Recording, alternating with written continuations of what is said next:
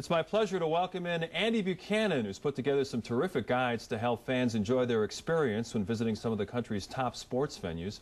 Andy, I know it all started with Wrigley Field. Was that a labor of love there?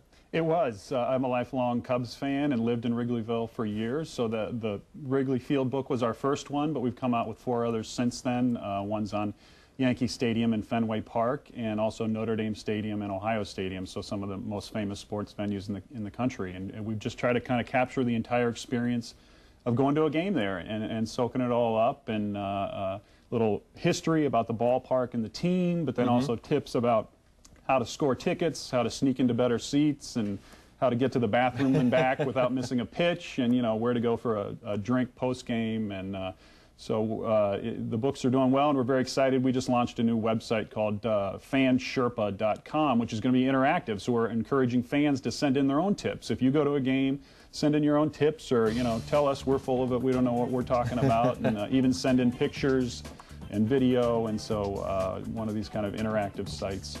How do you get to the bathroom without missing a pitch? It's all about timing. Really? All timing. If you got to pay attention to the game. If there's 2 outs, guy pops one up, you got to hit it. You got to go. If there's a pitching change coming, when Lou's foot hits the top step of the dugout, you should be gone. So that is a challenge at Wrigley Field. I mean, the facilities there are from 1914. Yes. So.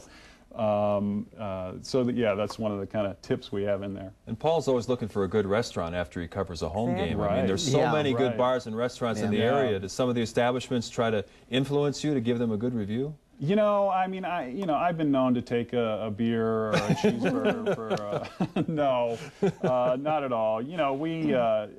I guess I'm more of an old school guy. I love the Gingerman Tavern, which is up on Clark Street and is kind of a more eclectic kind of place. But, the exciting news recently was that Harry Carey's has taken over High Tops. So I think that'll be neat to have that in the neighborhood.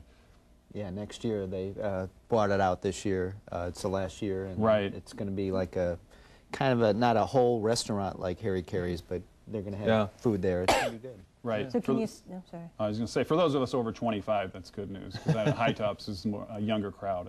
So can you actually sneak into better seats at Wrigley Field? You can.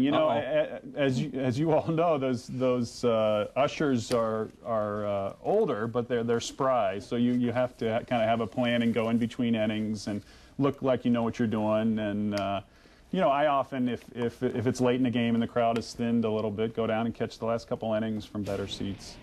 And there's the information. If you'd like more info on how to order a Wise Guide, you can go to the website at FanSherpa.com. You can also give your thoughts on what are some of the best bars and restaurants in the area, whether it's Wrigley Field or one of the other venues. And you said there's plans to expand to more popular venues. Yeah, we'd love to do U.S. Cellular Field, and just got to get people to buy more books. Did you need the cooperation of the team to do these, or no? No, we didn't. We kind of avoided any sort of team logo or anything like that. So, we're strictly just came from the outside. Yeah, MLB would frown on that. Yeah, and I'm not sure the Cubs would be happy with it. We maybe poke fun at them a little bit. Really? And so, there is some material there. Well, Andy, thanks for joining us. I'm sure all the fans appreciate your work, and we'll see you out at the ballpark. All right. Sneaking into better seats. After a final timeout, we'll look back over the